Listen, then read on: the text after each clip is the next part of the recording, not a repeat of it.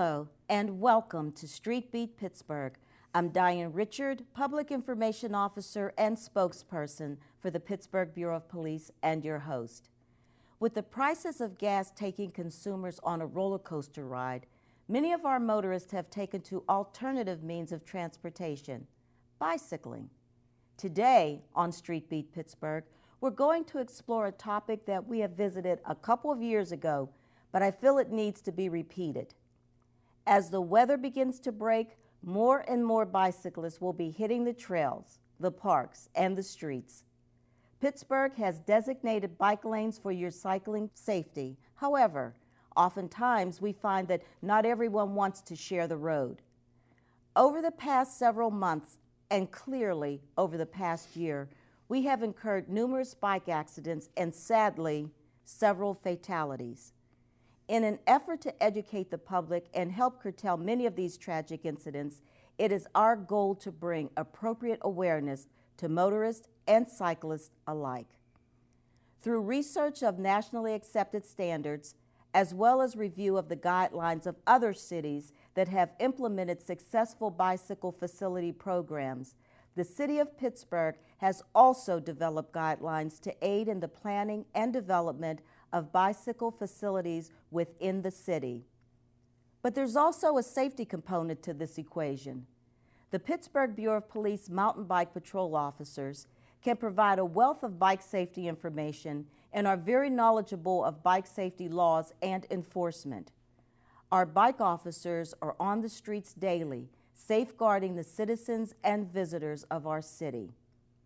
This segment of Street Beat Pittsburgh is to inform and educate our viewers not only on the laws of bicycle safety in the city of Pittsburgh, but also how to prepare your bicycle for the season and the appropriate equipment encouraged for your bike safety and pleasure. I would like to welcome to the show Pittsburgh Bureau of Police Mountain Bike Officer Matt Lackner and the City of Pittsburgh Bicycle and Pedestrian Coordinator Steve Patchen. Welcome, gentlemen, to the show. Officer Lackner and Steve, if I may. Yeah, of course. Thank you for being on the show today. With the seasons changing, people are going to start getting out on their bicycles and to enjoy just this wonderful part of recreation that they do every year.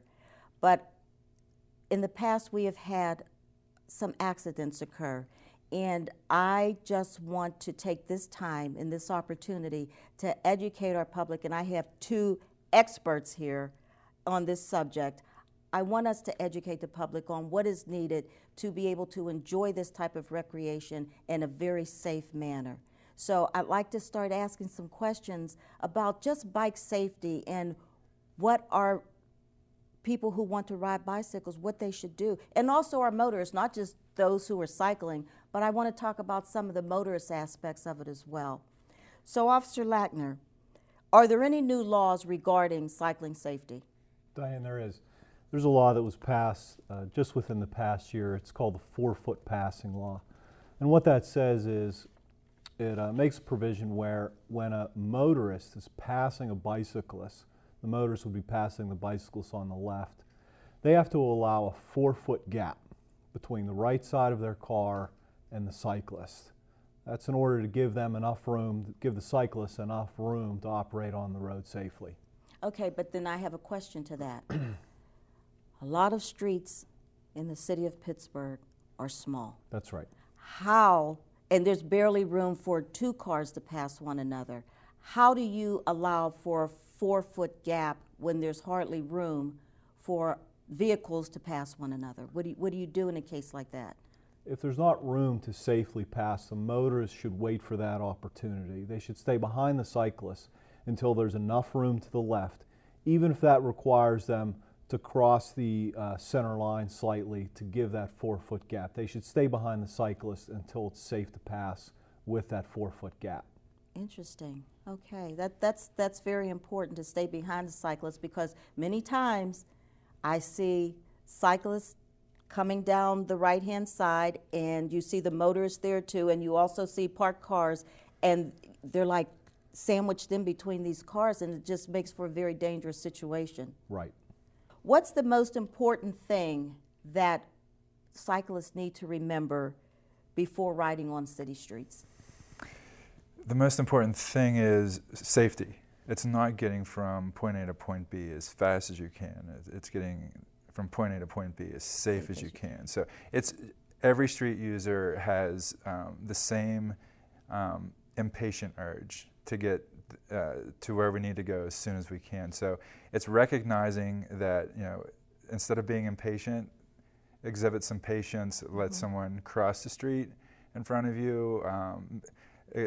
Be patient for the cyclist, as Officer Lackner was saying, to pass when you can, not when you think you should. Those can be two separate things. Another key component to the 4-foot passing rule, and part of the state statute of how cyclists should be riding in the street, is to ride to the right as far as possible. Now, as far as possible is where it gets subjective, because some cyclists, to ride as far to the right as possible, you may be in debris, which could include dirt, could include broken glass, tree branches, things that could cause a cyclist to crash. Sewer grates? Sewer grates, that sort of thing. Not all of our sewer grates are safe to bike over, unfortunately. We're catching up to that, though, and retrofitting our sewer grates. So that forces the cyclist to then go out a little further into the travel lane. To many motorists, that may seem like the cyclist is not sharing the road or being aggressive, but in many cases, and in most cases, it's the cyclist trying to maximize their safety. So it's that knowledge gap that we're trying to bridge, that motorists know what cyclists are doing and why they're doing it, and it's not to be, it's not to make anybody mad or to make anybody late to work. It's in most cases the cyclist just trying to be safe. And the one key word that you said is patience. And a lot of people, especially motorists, they don't have patience. They don't have patience for people crossing the street. They don't have patience for people proceeding through a red light or proceeding when the light changes. And I mean, I've just noticed it. And I think with cyclists and people crossing, and there are different ways, or there are different things that we need to be patient for, especially when it comes to safety. Sure. I don't think anyone can say they've never experienced being impatient while using the street. It's natural for all of us. It is. We may be late for an appointment. We may be going to the hospital to see a sick relative. It could be numerous things. And the fact is that it happens. So if we can mitigate that and limit it happening and hurting someone else because of it, that's sort of what we're all here for. And we're trying to do that through education. Yeah, and exactly. Making people aware. Perfect. I've seen, and I know you have, and Steve, I know you have observed cyclists riding without a helmet. And I've seen children riding without a helmet. And that is just something that I don't understand. In my education, I've learned that you really should wear a helmet. Could you please advise our listening viewers as to why they should have on a helmet? Sure. Well, first of all, anyone under 12 is required by law to wear a helmet, and that needs to be the responsibility of a parent or guardian. We would certainly encourage people of all ages to put on a helmet before they go out and take a bike ride. Most crashes, if you will, involving cyclists are actually due to falls, not collisions with vehicles or other cyclists. And then most of the injuries that result from those falls are head injuries. And as anyone can imagine, a head injury can have serious implications. So we encourage everybody of all ages to put on an approved helmet before they ride their bike. Okay, and an approved helmet is like what? An approved helmet can be bought really at any retailer, at any department store, or your local bike shop.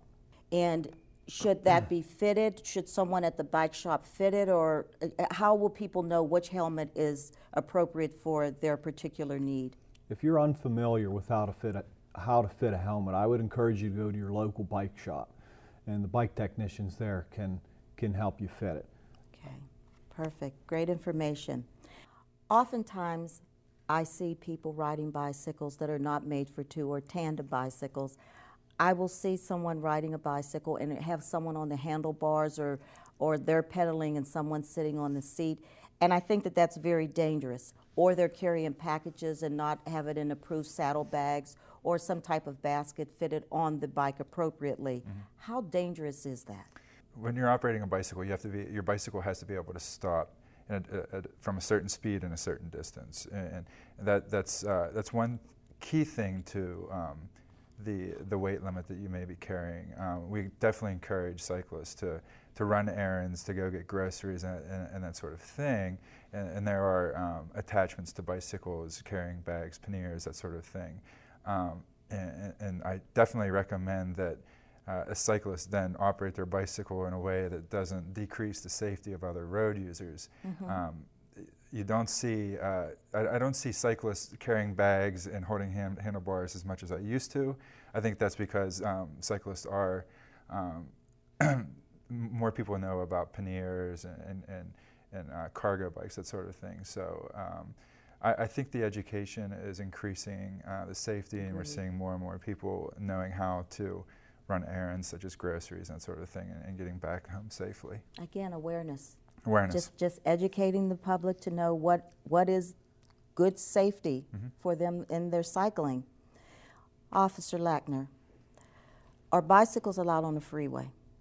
Bicycles are not allowed on a freeway, and every freeway will have an appropriate sign at the entranceways and off-ramps to indicate that bicycles are not permitted on freeways.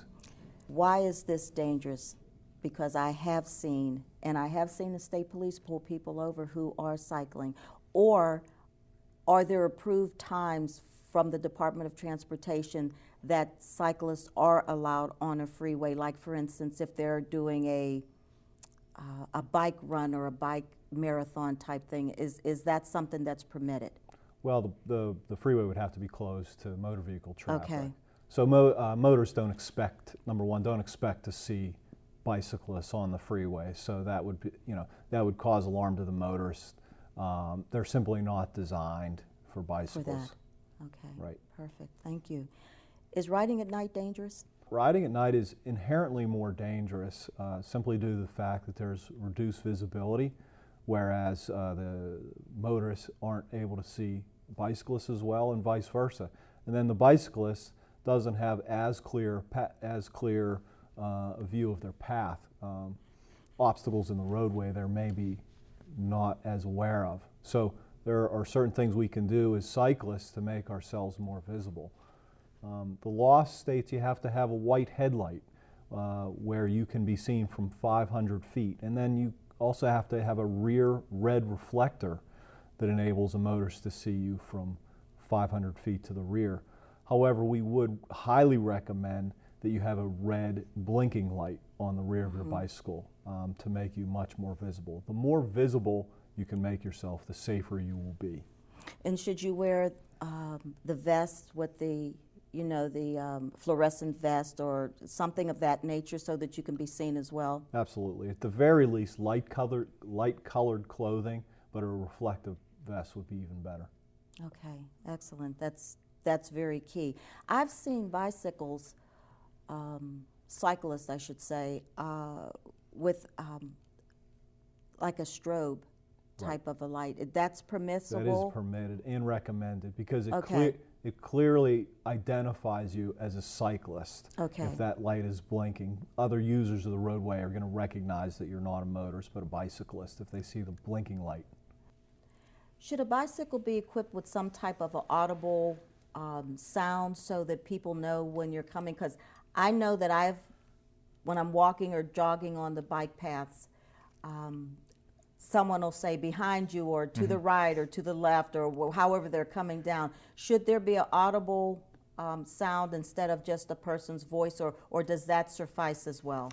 I recommend it. Bells are something you hear a lot on the trails, and anything that makes yourself, in addition to visibility, but just it gives more folks the knowledge that you're around them. And a bell or your voice those are the two main ways to basically get that across. So on a trail, you hear a lot of on your left when you're running, someone coming from behind, or you hear a bell, and you hear it out on the street too. So it's increasing your visibility through an audible source. Okay, so that's recommended. Sure. Okay, perfect. Now, before, Steve, you were talking about, and Officer, you can answer this question as well. Is there a certain way that people should position their cycles when they're riding? Sure. Yeah. It's contextual. You got to know. A cyclist has to know, and usually they do because they bike. Say a commuter cyclist, as myself. My commute every day, I'm very aware of any issues that are present on that commute. So the most important facet of cycling is to be predictable and visible. Those are two. If you can maintain those two things through your commute, you're going to substantially increase your safety. And to better explain those concepts, to be predictable means, for the most part, cycling in a straight line as much as possible. And that can be tricky because on our streets with our on-street parking, some of our streets will have gaps in the parking. Correct. And if you have a queue of cars behind you and you can feel the pressure of those people wanting to pass you, you may want to get over and let those folks pass you. That could happen. That could happen safely. But that's not always something you want to do. You may want to keep a predictable line so those motorists know what you're doing. And my point is, you don't want to keep doing this. Going in and out, going in and out, going in okay. and out, because then you become unpredictable. And then the visibility part, which I think we were getting into with nighttime riding, and just making sure that you're not maybe getting out of line sight of other cars, especially going up the traffic lights and that sort of thing. So. Okay. And then again, if you're maintaining and you're being predictable, and like you just mentioned, with the pressure of, you can feel the pressure of people wanting to pass you, but remaining consistent in your motoring or your cycling, that lets people know what you're doing. Yeah. And then on the other side of that coin, that's where the patience of the motorist comes in, because the cyclist has just as much right to the road as they do. Yeah. Yeah. I personally I've experienced a lot of times where motorists would pass me right where I'm passing a parked car, and past that parked car is just hundreds of yards of where I can just get over and let people pass. So it's exhibiting that patience, and I understand the impatience, but the more and more that we exhibit patience, yes, then and our educate, safety, and education, right, and educate our viewers and educate our motorists and cyclists. Oftentimes I see parents, and the kids are in the back of it, How safe are those? And are they safe in like trail areas? Are they safer in trail areas than they would be on the street? Again, it's if everyone is performing on the street according to the law and being patient and safe, they're safe. They're not prohibited by law as long as it has the flag. So a motorist, because a lot of times those cargo trailers will be below the eyesight of the car. So and you have to have that's the the flag. perspective I'm coming from. That Yeah. how do you see them? And they have flags on them there and that sort of thing to increase the visibility and reflective units on the back. So. There are pros and cons for each riding on the trail and riding on the street, but to say one is safer than the other, there are a lot of other variables and factors that play into that. As far as positioning, one of the most dangerous violations we see is wrong way riding.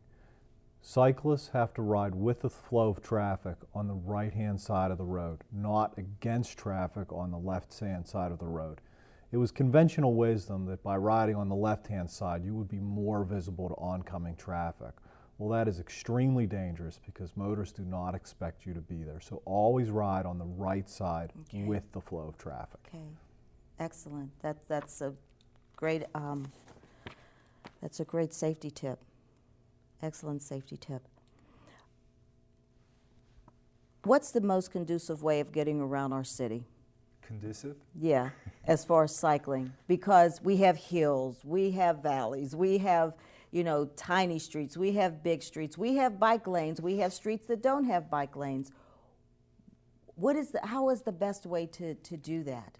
It's different for every cyclist, and it's different for folks who live in the South Hills versus folks who live in the shady side or the South Side. Our hills definitely play a factor in some of our cycling numbers, routes people take, but a lot of our cycling community takes pride in the fact that we have these hills and we bike up them, and they're not a barrier. So, and we have a winter that's very, impactful. And a lot of folks will pack up their bike for the winter and break it out in the spring. But none of those factors really substantially impact our cycling community and our cycling infrastructure. So I think the bicycle is still a really great way to get around Pittsburgh, because we do have traffic, we do have congestion, and on a day that's in the 70s, like today's spring day, it's a great way to get out and see the city. Who wouldn't want to be out? Yeah, and who wants to go inside and work on a day like today? Exactly. Right, officer? Right. He gets to be out all the time, but he's out, 365 days a year on his bicycle, so, weather plays a big key part in that. And you're talking about getting around and being able to, cycle anywhere you want to cycle in the city of Pittsburgh, which is a great thing with the bike paths and all of that, the bike lanes. But as of late, I'd say the last couple years, I've seen the bike racks on the front of the Port Authority buses. I think this is great because it allows people to pack and go, put their bike on the front, get on the bus, go where they want to go, take their bike off, and then, they have their mode of transportation. Yeah. Do you see a lot of this? Yeah, that was a really big improvement that we had in the city between the Port Authority, the City of Pittsburgh, and Bike Pittsburgh working really hard to get those racks on the front of the buses, because there will be days where I don't want to bike up a hill. I want to get home. I'm tired. I'm hungry. Not everyone has a perfect day. So you have that option to get to the South Hills or get up into Lawrenceville or Bloomfield. Right. So having that option, the flexibility, that's what we're really trying to achieve here with getting the city to be more walkable and bikeable, is that you don't have to rely on a car. You don't have to rely on a bus, although the bus is great. You can bike and walk, and you can be safe doing it. Right, and I just thought that with the public transportation or the Port Authority buses with the bike racks on the front, you're finding that a lot of people are taking advantage of that. Yeah, right. Absolutely. That's excellent. That's excellent. Now, when I get off the bus and I motor my cycle to wherever my destination is, what are my restrictions on parking that bicycle if there is not a bike rack where I am going? Sure. You can't lock your bike up to private property. And if you're not sure if it's private, be safe. Be safe. Better safer than sorry. So our street signs are public property. You can lock your bike up to street sign poles, and but that's generally used if there isn't a bike rack, and also our meter heads. Although we're losing the meter heads as well, so we're losing a lot of parking cyclists used in our business districts. But the city is going through and replacing those lost meter heads, which are used as bike racks, with real bike racks. We also are installing more bicycle corrals, which is an on-street parking unit that you can see in front of the over-the-bar bicycle cafe. That's a facility where you can park up to 20 or 24 bikes. So we're increasing our parking in the city for bicycles, and the hope is to never have anyone not have a parking spot with their bike.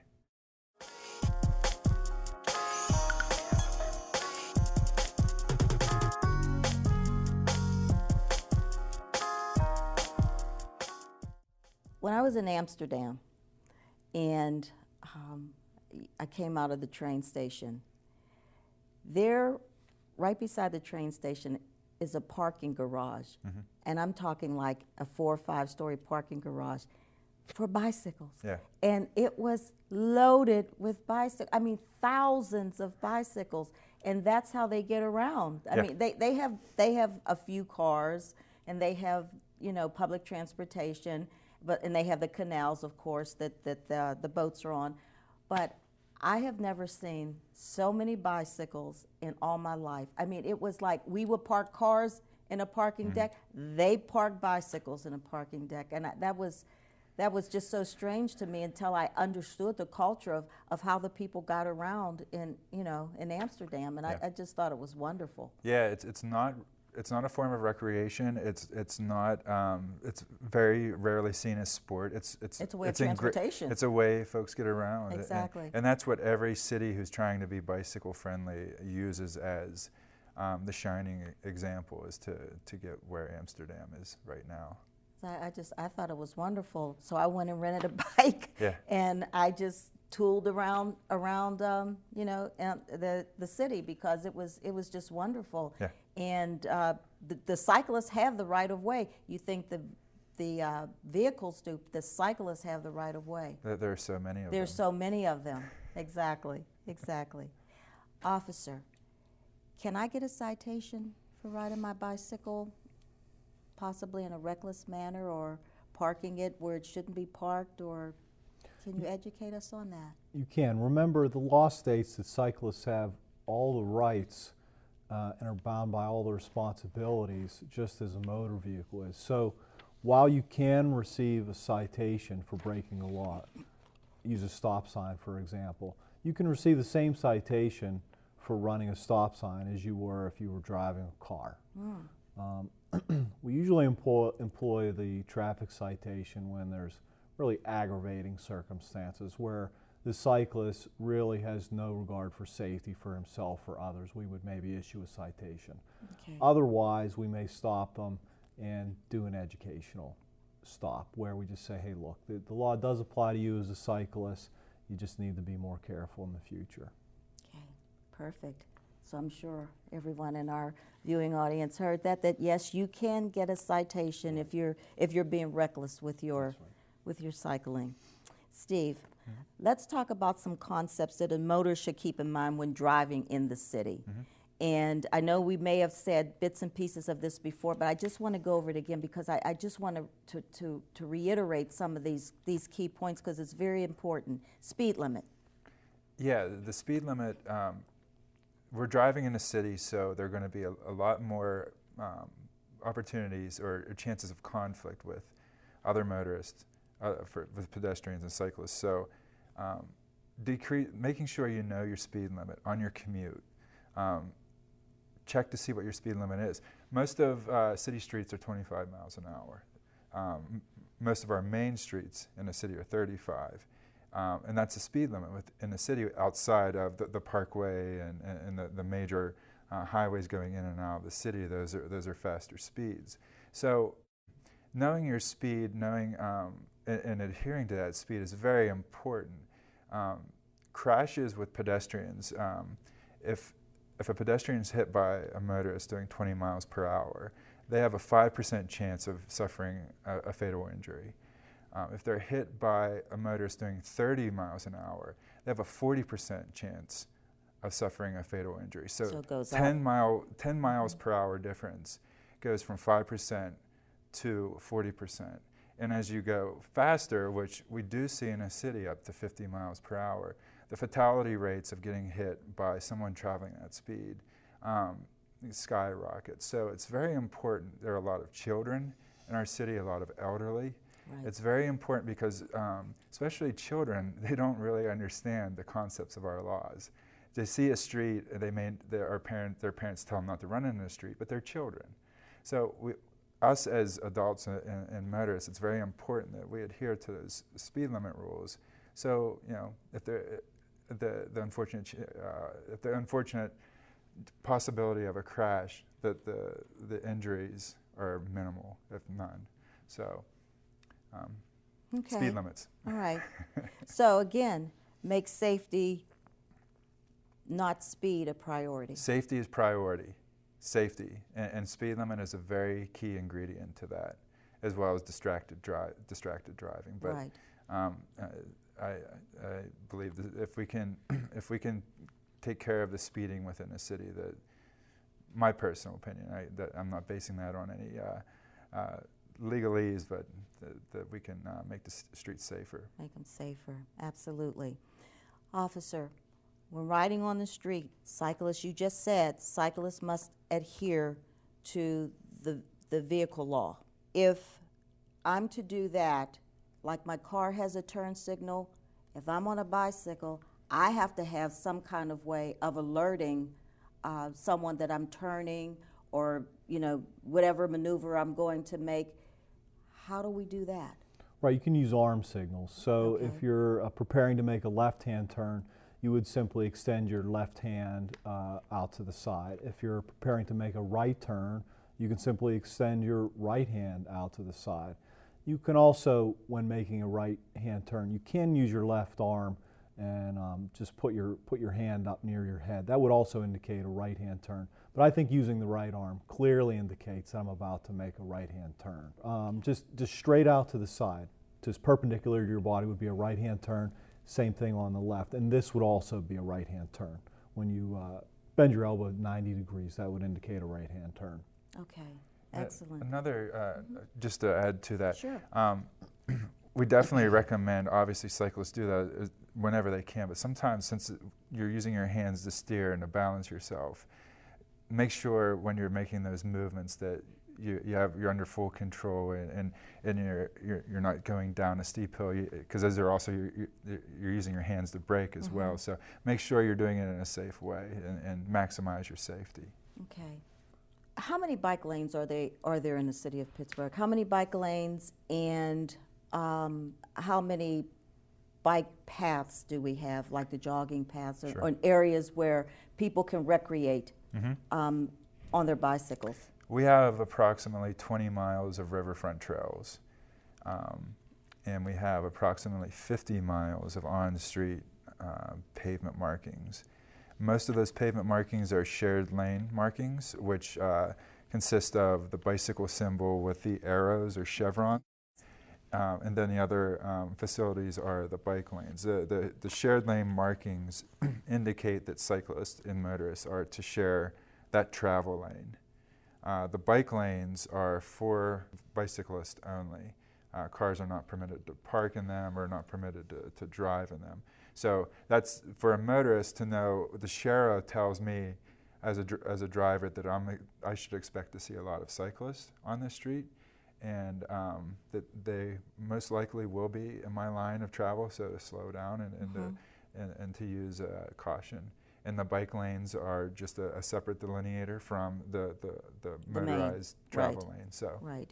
For instance, on East Liberty Boulevard in East Liberty, that is a designated bike lane. Yes. That's not a shared bike lane. It's not. Okay. Okay, guys, I would like to just play a little game here just to try more education for our viewers. I'd like to give you a safety tip, and I'd like for you to expound on that safety tip, because this is something that our our viewers can either read, they can go on the internet and look up all of these things, they can go to the library. There's a ton of different ways where they can get educated on this, or they can pay attention to Street Beat Pittsburgh and learn it right here.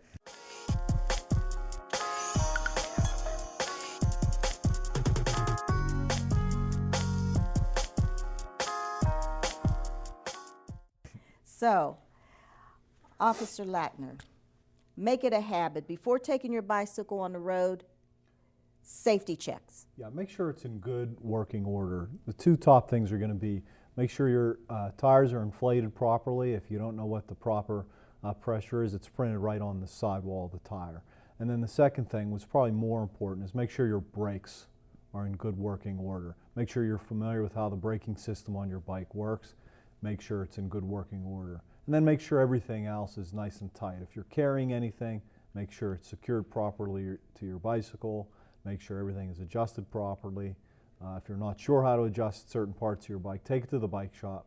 Make sure it's adjusted and safe before you take a trip.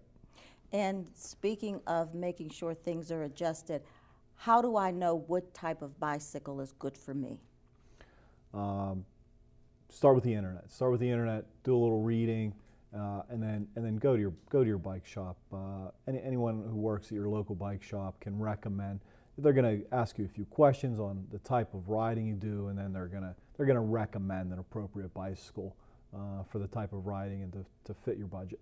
Okay, because every year we do a holiday bike giveaway, and you're there, and the bike officers are there, and we try to fit the students or the children to the types of bicycles that we have, and that's very important. And I've learned a lot from the mountain bike officers as to the fit of the helmet, as to the height of the bicycle, and the inflation of the tires, and all of that. So I think that that's a very key component in Sure. bicycle safety for children as well as for adults. And we try to educate the parent when they come with the child to pick up the bike of some of the safety rules that need to be adhered to when the children are riding their bicycles, especially wearing that helmet.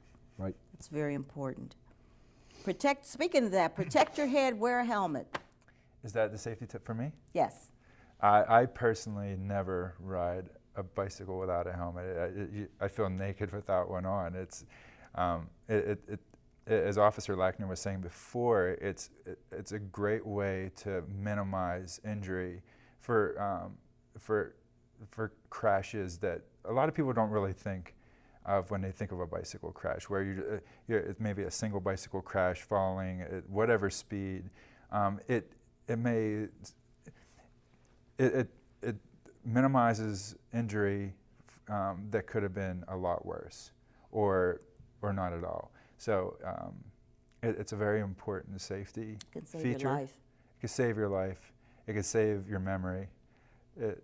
Yes. It's your head. Exactly. We're talking about your head and concussions. More is coming to light about concussions, that sort of thing. So This year, at the bike giveaway, the Pittsburgh Bureau of Police bike giveaway that we do around the holidays, James Harrison Foundation was very kind to give us some inserts that go into the inside of the helmet to give you a little bit more support as far as concussions. And you're shaking your head because you know what I'm talking about. Can you expound on that a little bit, Officer? Right. You can get these pads that you can place on the inside of your helmet to replace just the foam pads that come with the helmet.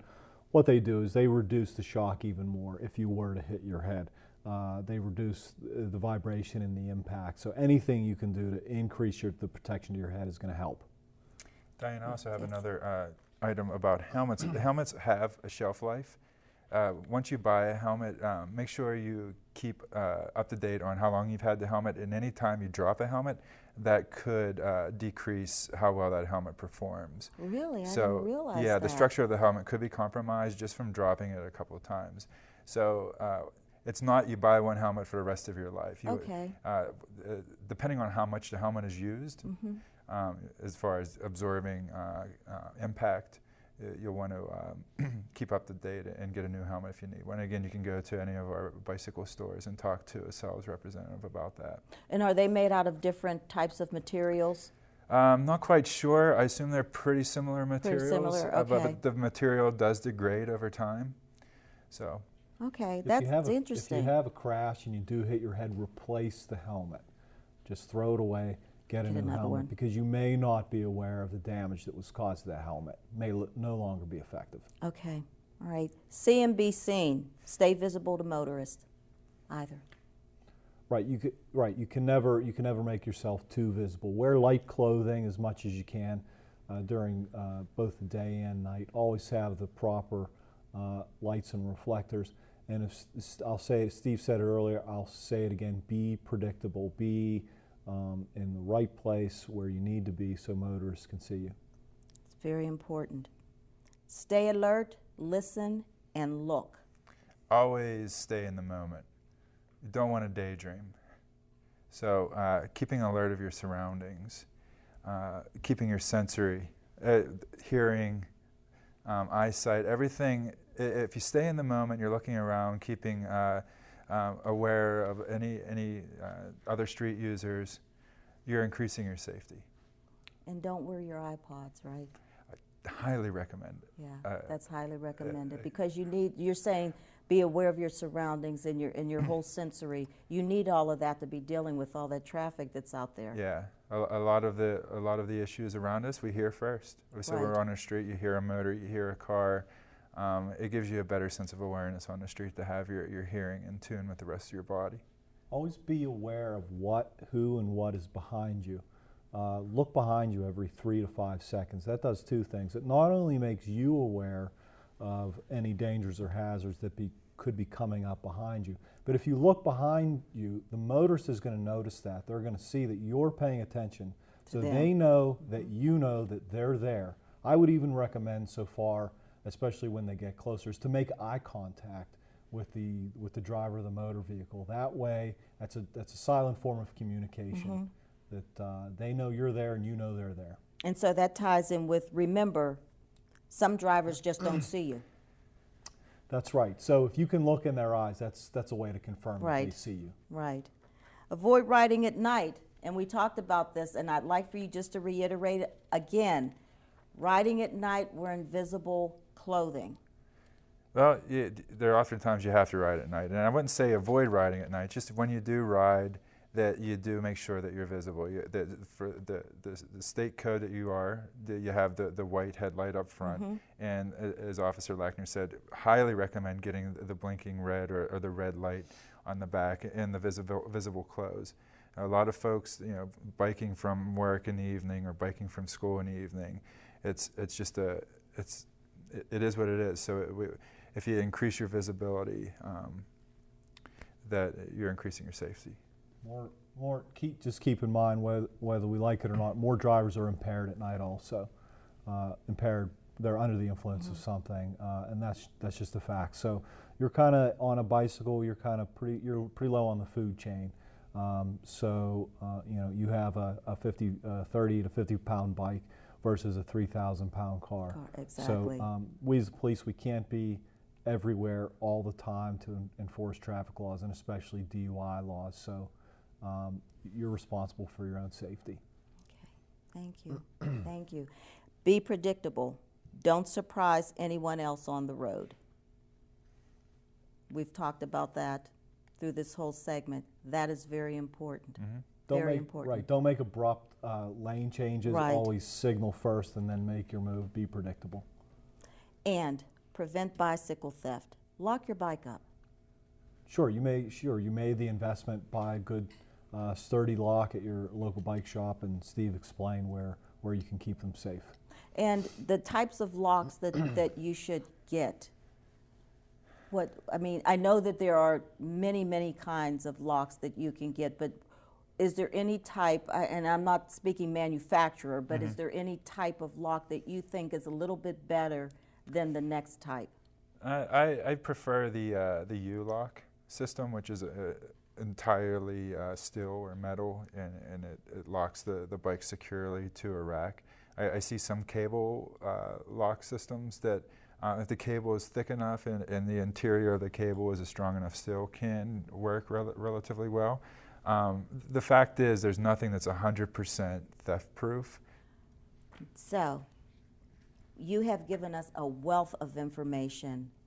And there's so much that I have learned today, and I'm sure our viewers have as well.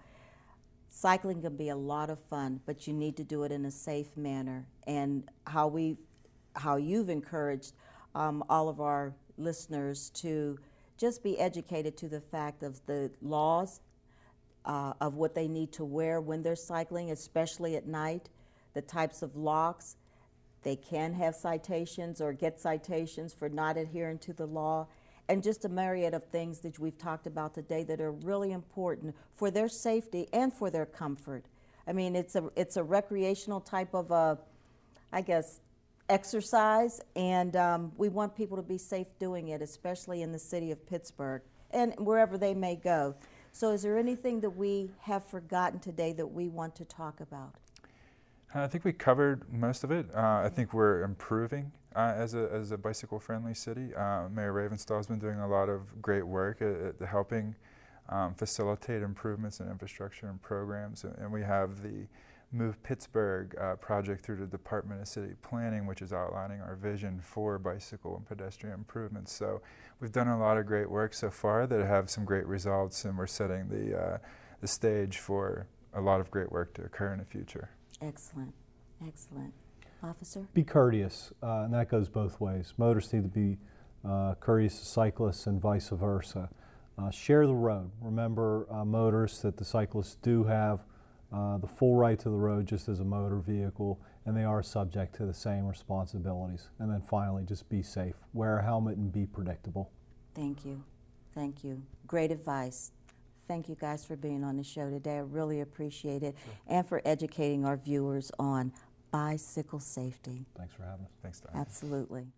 In Pennsylvania, a bicycle is considered a vehicle, and you must obey all of the laws that apply to other vehicles.